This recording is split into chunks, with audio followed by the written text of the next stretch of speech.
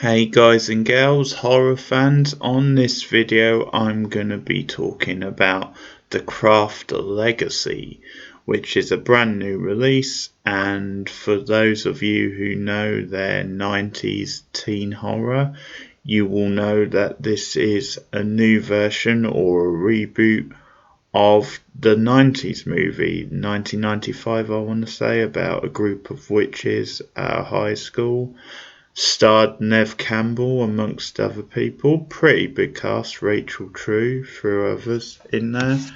And it was a big movie at the time. Probably, I think it developed like a cult following after that maybe. And it's one of those ones I watched a fair bit back in the day. I haven't seen it for quite a while. I remember liking it. I'm not sure if it would hold up so well now, but it certainly had its moments. It certainly had something to it, and you can kind of see why people liked it at the time. So this is from Blumhouse. It's another attempt of theirs to like reimagine and update a kind of a brand name, if you like, a certain film which struck a chord with audiences originally.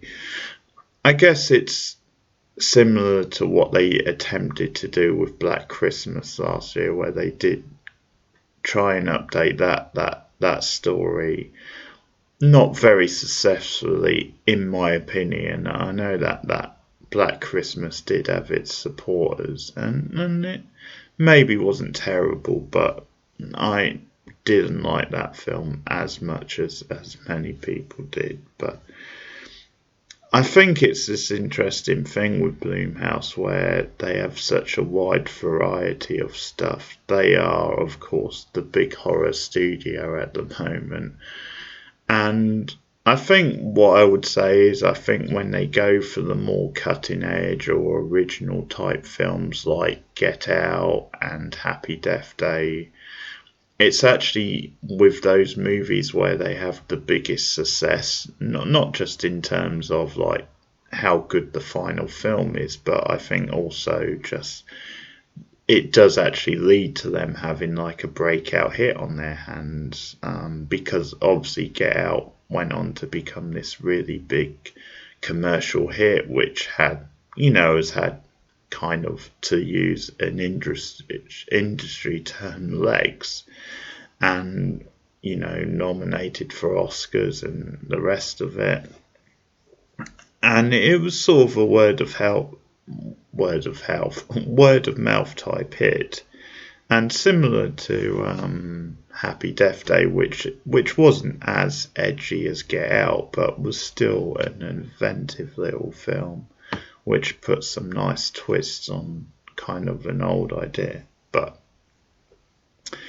it's when they go for those sorts of films where they actually are most successful. It's when they try to be too mainstream where they actually fall down normally. And obviously this is an attempt to appeal to a mainstream audience, because The Craft obviously has a brand name, and I think when you see the film and when I talk about it a bit, I think you can maybe see that it is trying to appeal to a certain mainstream audience. But I'll get into it. The actual setup to the plot, I would say, is pretty similar to the original Craft, just with a few sort of like little twists. And the opening scene is that we have three witches, and they're trying to perform this spell to like sort of summon an extra bit of magic so they can complete their kind of circle, if you like. And because the whole idea of the scene is that each witch represents like a source of magic from a different area or direction, if you like. So north, south, east, west. That's the idea. And one of them's really pushing for well, why don't we just get a fourth witch so she can make up the rest of the power? And obviously they try this spell and it doesn't go very well. So the leader of the group or whoever's like conducting the spell is like, yeah, you're right, let's find the fourth witch. And so then we obviously cut to post credit where this character Lily is moving to a new town with her mother played by Michelle Monaghan, who's popped up in quite a few films, pretty solid actress. And they're going to live with her mother's sort of new or current boyfriend, played by David Duchovny, who's kind of the other star name in the film. And then he also lives with his son, so there's that. And then you get the plot of Lily being a fish out of water type character as she has to try and fit in at a new high school. She's being bullied and kind of frowned upon by other students.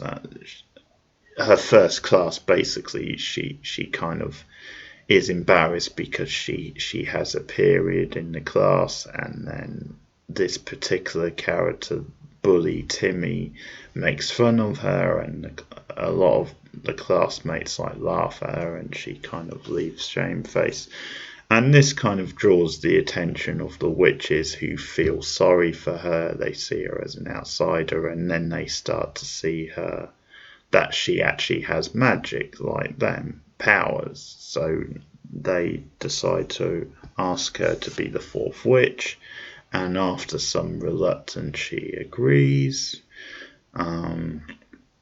So they kind of combine their powers and they come into their own as witches. And then the plot, before I get into spoilers really, is that they then look to extract revenge on Timmy and kind of others like him, but particularly Timmy. They start using their magic to get their own back on him and kind of just change things. I mean, I'll get more into it, but they make him more sensitive and stuff like that.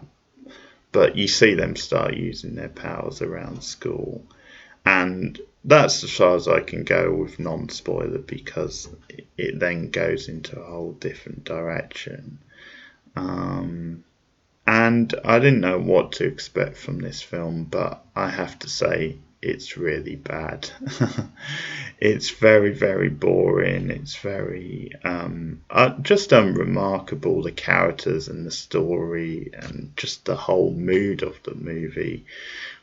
Because the thing about the 90s craft is, no matter what you think about it overall as a film, it certainly had something. It had an edge to it, it had an atmosphere, and there was something to the characters, and you had a good cast. Certainly the leads, I think, had decent chemistry and stuff, and so overall it was a solid movie, even if it's not maybe as remarkable as some people make it out to be. But even so, this is completely bland and forgettable.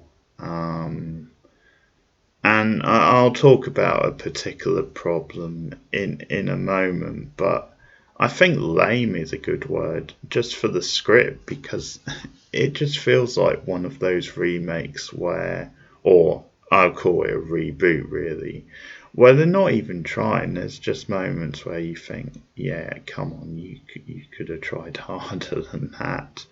And obviously it does go in a certain direction, which I will talk about, but even so, I think the core problem with this movie is that it doesn't work on either end. It doesn't work as a successful, craft style supernatural team movie, because it feels like the CW doing a craft movie, basically.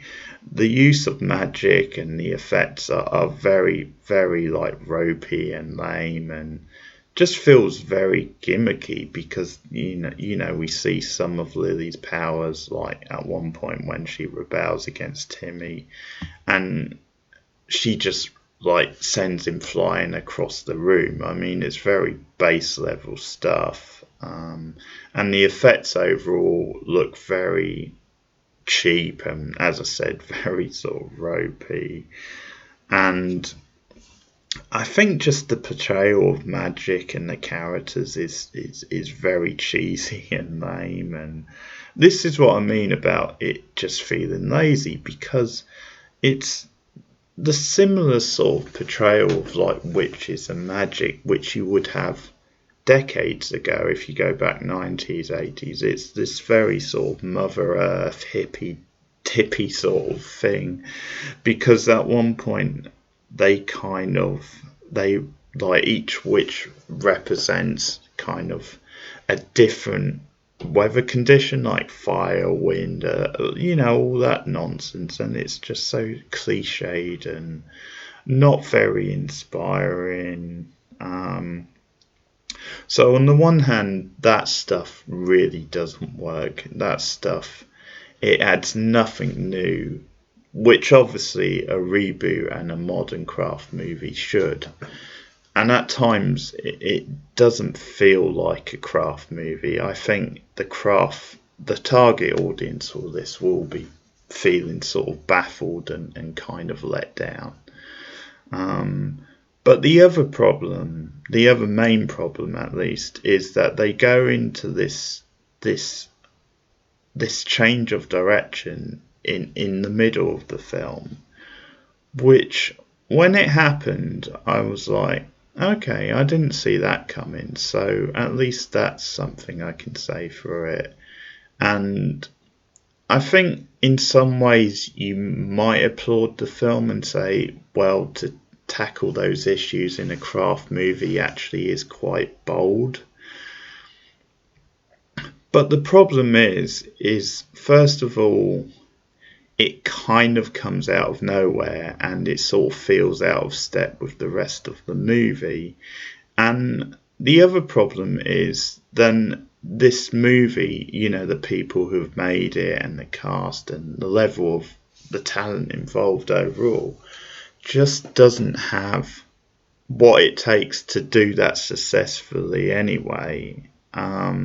Because what happens is they have this whole thing where they make Timmy more sensitive, and he then becomes sort of drawn to them, and there's kind of this long party scene where there's like gags about how he suddenly starts talking about, hey, don't you just love Princess Nokola? I love her kind of campaigning and stuff, and where he's essentially being less of like a sexist sort of douchebag and more progressive sort of thing. And Lily becomes drawn to him as a result of this. And they start dancing and hanging out. And then it's in the next scene, which is meant to be the next day at their house, where they go upstairs and they're in a circle and they're sort of like confessing stuff. And out of the blue, Timmy confesses that he's gay, that he recently like got together with his sort of best friend, and things have been awkward since then. And Timmy breaks down and they console him, and it goes into this whole direction where things then take a darker turn, because Lily, who obviously likes him at this point, puts a love spell on him. And see, another sort of cliche with the love spell thing, but she puts a love spell on him and he comes to her room. They have a romantic moment before it's interrupted, and the next morning he kills himself. He commits suicide, which we don't actually see, but it's announced the next day at school. And this leads to like ramifications where they're kind of like, oh my god, did we cause this by doing magic on him? And it leads to them questioning themselves, each other. And Lily then confesses, well, I put a love spell on him, and that leads to them kind of saying, you're using your magic for bad, this is not why we got together, which actually one of them calls her out on this actually at one point, because saying, well, are we really any more innocent than Lily is? I mean, look at some stuff we've been doing. But anyway, they sort of disband the group and their magic, and they kind of cut themselves off from Lily for a while because they're sort of upset with what she was doing and stuff. So it leads to this whole thing, and there's kind of drama with Lily to do with her past. And the whole problem is that, obviously, as I said, the acting and the directing and the writing just isn't there to tackle this stuff. Even if I did think, okay, I'm up for this in a craft movie, which I'm not sure I am, but they don't have the depth to really tackle it properly, and it ends up coming off just like The Fault in Their Stars or a young adult type thing, but in a craft movie, and it feels kind of forced and melodramatic and doesn't really work at all, even though I kind of give them a little kudos for trying this sort of thing. But it just makes me think that they're forcing this issue into this movie and needed to maybe set it up a bit sooner. But in any case, why not just have a fun, like atmospheric, kind of creepy and just fun popcorn craft movie? Well, I mean, what's wrong with that? But yeah, this stuff didn't really land for me at all. So it's that combination of the two halves not working. The dialogue is really bad. There's lines like at one point one of them says to her, you've got some strong sauce, girl, or something like that. There's really lame pop culture references. Probably one of the better ones in that thing is that actually when they're driving to the new town, Lily's in the car with her mother, and her mother's like trying to introduce her to Alanis Morissette, and they're playing like, One Hand in My Pocket, and Lily's trying to sing along, and the whole gag is that she doesn't know the words, so it's like failing horribly. But that moment actually works quite well because it's her bad singing and then not knowing the words to that song, and also the fact that her mother's trying to introduce her to Alanis, because it's a generation thing where obviously Michelle Monaghan logically is the sort of age where she would have been around when Alanis was in her prime. So that scene actually works quite well. But then there's other just forced like pop culture stuff, like there's a really lame Twilight reference at some point. In the next instance, like one of the characters says, that's some Ridley Scott shit, and it's so bad. And the characters are really annoying and bland and just over the top. I think they go for this really sassy soul sister girl power type thing, and it's just really annoying. There's just nothing behind the characters that make you care about them. I think actually the actress who plays Lily is the worst of them. Like, she just can't hold a movie together. She's very sort of one note and very wooden, and that's obviously particularly bad because she is the lead, really. And yeah, they just add a bunch of... I think the humour is weak. I think because there's one or two ideas in there. I think there's this idea they play with, then actually they are... Because they don't... At the start of the movie, they don't have like the complete power yet. There's this idea it plays with that they could... Of them just being bad witches in a way, and that could almost be played for humour, because there's a scene where they obviously decide to do the spell on Timmy, and they go to his room because it's that thing of they need something personal of him, And you get some pretty lame humour in that scene because they're like looking at his porn connect like collection, and then they're looking at like his like pipe for like getting high with, and that becomes a gag. But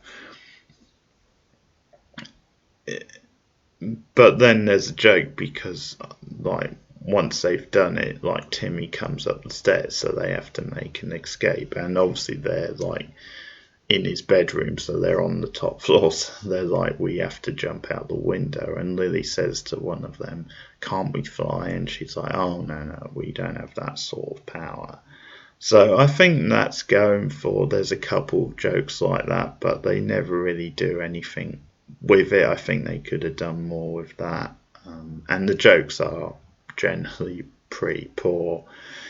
And I think just going back to what I was saying about the inconsistency, and I think even after they introduce and they're going for this more dramatic type plot, even then they're kind of jumping around. It's sort of like, well, one moment they'll be doing the serious plot and the drama, and the next they'll try to do something spooky or something like more supernatural, and it does jump about, and then there's attempt at some humor every now and then. So it's really all over the place, this movie.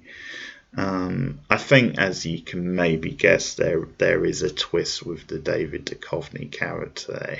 I won't spoil everything, but he turns out to be the kind of the villain of the piece, if you like.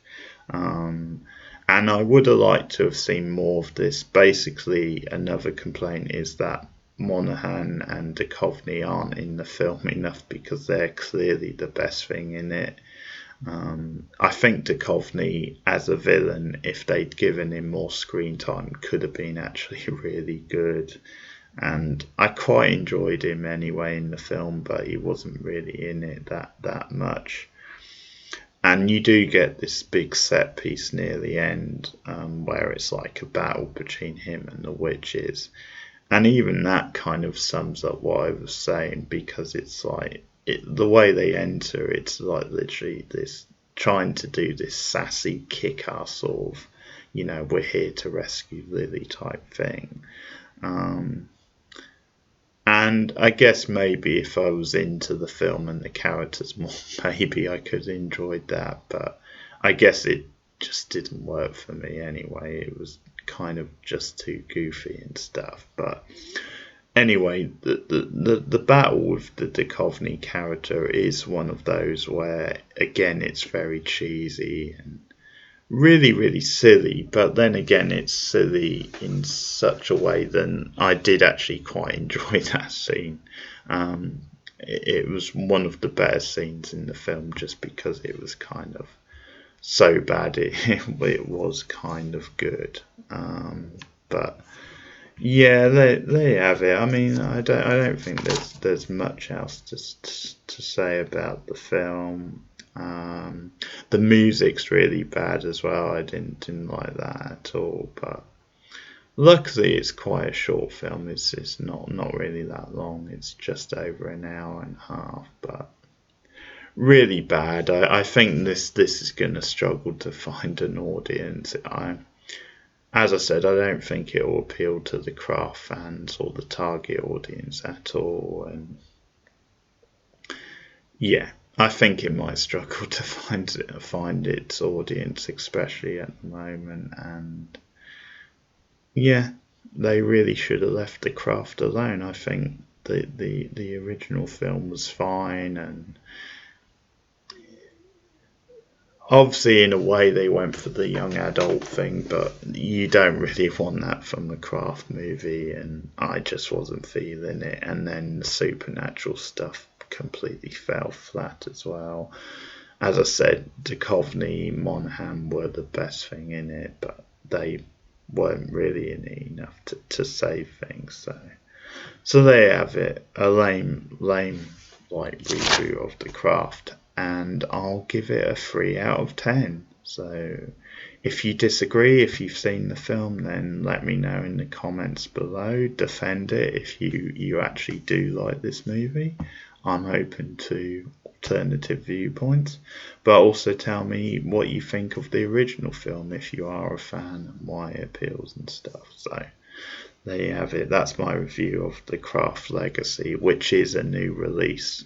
This week I think it's getting previews and then maybe a bigger release moving forward. But if you've seen it, do let me know your thoughts on the film. Like and subscribe if you are new to the channel, and look out for more live streams as we come towards the end of October. And as I record this, it technically is Halloween, so happy Halloween.